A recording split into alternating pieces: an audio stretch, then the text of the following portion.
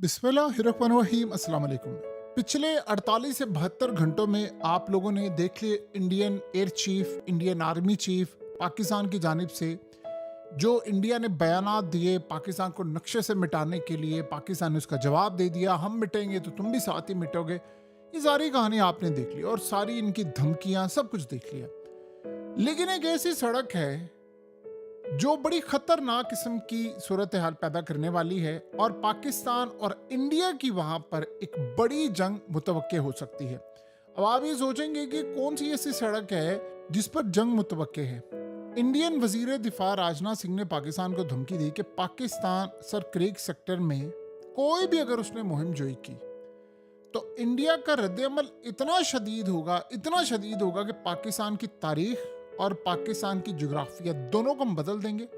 और ये याद रखना कि सर क्रीक से होती हुई एक सड़क कराची तक जाती है। यानी उसमें उसने क्लियरली बताया है कि जिस सड़क पर तुम लोग ये समझ रहे हो कि तुम यहाँ इंफ्रास्ट्रक्चर कायम करोगे, वहां जंग मुतवक्के है। अब ये सड़क है क्या? कराची जाने वाली कौन सी ऐसी सड़क है जो असल में इतनी तबाहकुन होने वाली है कि जिससे पाकिस्तान और इंडिया की एक जंग मुतवक्की है? सबसे पहले आप ये समझ लें कि ये है क्या।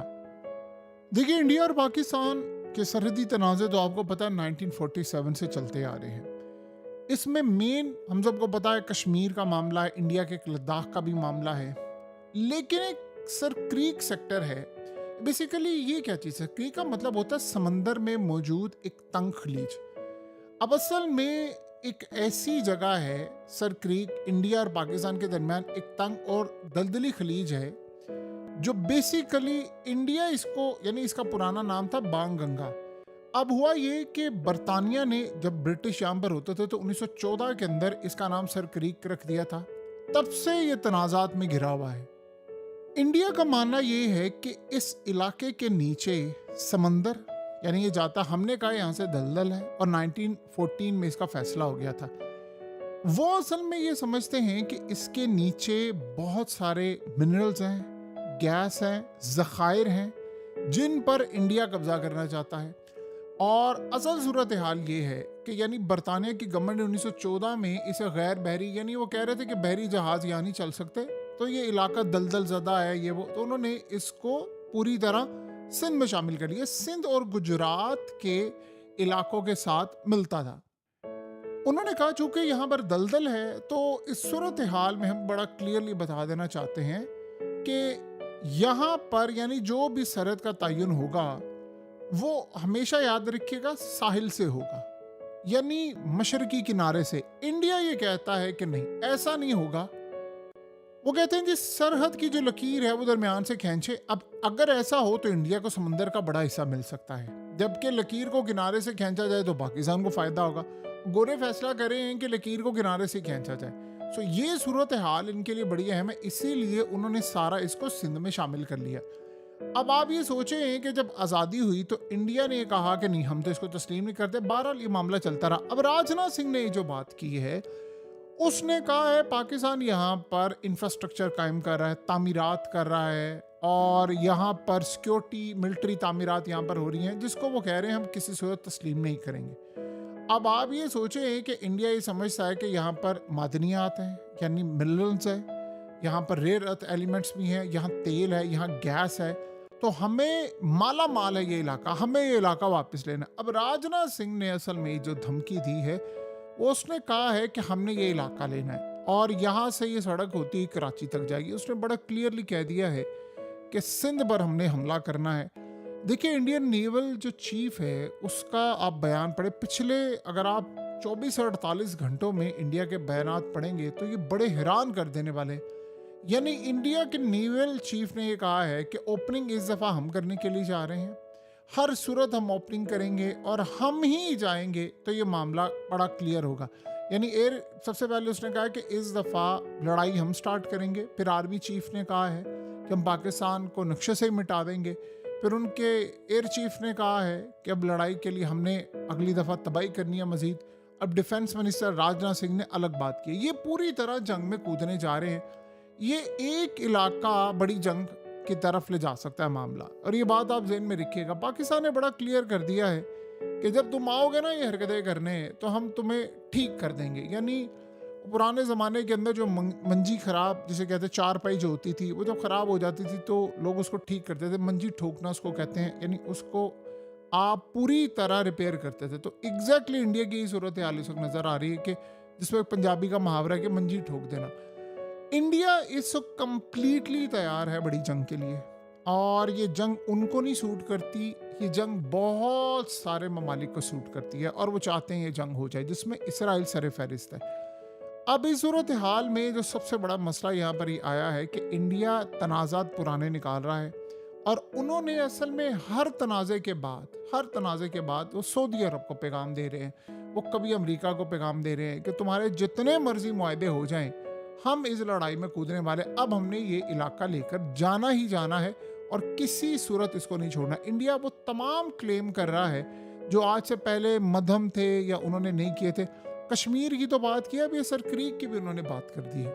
सो अब याद रखिएगा अगला मरहला क्या है। देखिए बहुत सारे लोग शायद भूल जाते हैं, जो इंडिया और पाकिस्तान की जंग थी उसमें जिस दिन जंग रुकी थी उसी दिन कराची पर अटैक होने वाला था ब्रह्मोस मिसाइल से। हमारी नेवी भी तैयार थी, और आपको पता है बरतानवी मीडिया ने फौरी खबर ब्रेक की कि इंडिया ने टारगेट लॉक कर लिए हैं, कराची को वो टारगेट करने वाले। ये अक्सर औकात हम लोग समझते हैं ना कि इंडियन मीडिया ने ये जो सारी बात की कि वो लाहौर तक पहुंच गए, फलाना पहुंच गए, ये इंडियन मीडिया खुद बात नहीं कर सकता था, ये उनकी मिनिस्ट्री ऑफ डिफेंस से उनको फीड किया जा रहा था, ये सारा वो काम करने वाले थे। आपने एक चीज गौर की है इंडियन आर्मी चीफ की, उसने क्या बात की है? उसने कहा इस दफा कोई लिहाज नहीं किया जाएगा, कोई हद नहीं होगी, कोई यानी जिसे कहते हैं लिमिटेशन नहीं होगी, हम हर हद क्रॉस कर कर अटैक करने के लिए जा रहे हैं। और पाकिस्तान, और असल में ट्रम्प को ये सुना रहा था कि पिछली दफा तो तुमने रोक दिया था ना, इस दफा नहीं तुम रोक पाओगे। ये आप सिनेरियो आप अंदाजा कर ले कि हम किस लेवल पर देखने के लिए जा रहे हैं, कि इतनी बड़ी लड़ाई है, सारे तनाजात खुल रहे हैं। और मेनली याद रखिएगा इंडिया की नजरें आप गौर करें तो एक इलाके पर बहुत ज्यादा है, लाहौर से भी ज्यादा, इस्लामाबाद से भी ज्यादा, पेशावर से भी ज्यादा, कोयटा से भी ज्यादा, वो है कराची। आप सोचेंगे कराची का जो समंदर है, ये जो खास तौर पर सर क्रीक एरिया है, इसमें वो ये समझता है यहाँ गैस बहुत ज्यादा है, यहाँ तेल है, यहाँ मादनियात है, यहाँ बहुत कुछ है, यहाँ पर अगर हमने कब्जा कर लिया तो हमारे हाथ में खजाने आ जाएंगे। वो ये अभी तक बिलीव करके बैठे हुए हैं, और हो सकता है उनके पास बहुत सारे इंटेलिजेंस मालूमात भी हो। यहाँ पर ऑफ कोर्स है तो है कराची के अंदर और एरियाज में, कराची के समंदरों में बहुत सारी चीज़ें, इस सारे का सारा मामला इस वक्त हमें सामने होता हुआ नजर आ रहा है। बहरहाल आने वाले वक्त में एक बात तो बड़ी क्लियर है कि अब ये टाइम ज़्यादा दूर नहीं रहा। ये जो अचानक आपने गौर किया है कि अचानक से पाकिस्तान के बयान, इस सारे का सारा मामला आपको एक बड़ी जंग की तरफ जाता हुआ नजर आ रहा है। और इसमें इंडिया बड़ी तैयारी के साथ, देखिए ये बिल्कुल ऐसा होगा कि जैसे पिछली दफ़ा हुआ था, इस दफ़ा सिनेरियो बिल्कुल डिफरेंट है। इंडिया ने जैसे पहले अटैक किया तो उन्होंने किया क्या कि उन्होंने दीगर ममालिक को कहना शुरू कर दिया कि हम अटैक करने जा रहे हैं, फलाना कर रहे हैं, ये सब कुछ कर रहे हैं, और ख़तरा ये था ये जंग एटमी जंग में बदल जाएगी। इस दफ़ा इंडिया ने किसी को भिनक नहीं पड़ने देनी। देखिए उनको ये लगता है कि अरब ममालिक को बताने की ज़रूरत नहीं है, किसी को इन्फॉर्म करने की ज़रूरत नहीं है, अमेरिका को बताने की ज़रूरत नहीं है, हमें इस दफ़ा बगैर बताए अटैक करना है। और ये इसी तरह होगा कि अचानक रात को कोई 1-2 बजे का टाइम होगा, ये अटैक कर देंगे। ये यहाँ तक मामला लेकर आ चुके हुए हैं। तो आप यहाँ से अंदाज़ा कर सकते हैं कि रात कोई 1-2 बजे का टाइम होगा, ये अटैक कर देंगे। और उसके बाद, और ये गलती से भी इस दफ़ा इनिशियल स्टेज पर अपने जहाज़ लॉन्च नहीं करेंगे। प्लान एग्जैक्टली वही है कि इस दफ़ा ड्रोन्स और मिसाइलों से पाकिस्तान पर स्ट्राइक करेंगे और लगातार करते रहेंगे। तो ये सूरत हाल कुछ बड़ी, यानी आप समझ लें कि आसान नहीं होगी पाकिस्तान के लिए। जाहिर सी बात है पिछली दफ़ा का मामला डिफरेंट था, हमने जहाज़ गिरा दिए उनके, हमने 3-4 दिन बाद जाकर स्ट्राइक किया, यानी पहले स्ट्राइक के बाद बढ़ा।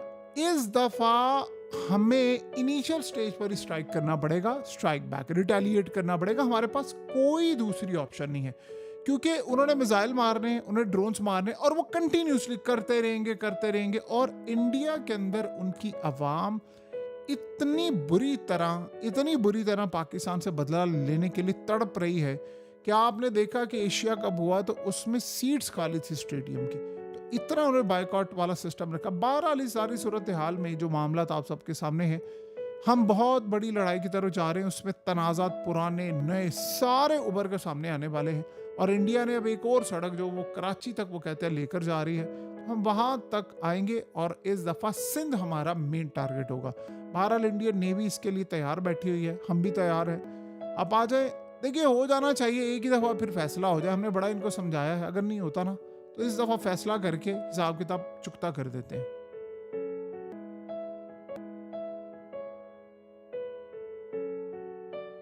हकीकत टीवी को सब्सक्राइब करना मत भूलें, वीडियो को लाइक करें, शेयर करें और कमेंट सेक्शन में अपनी राय का इजहार ज़रूर करें।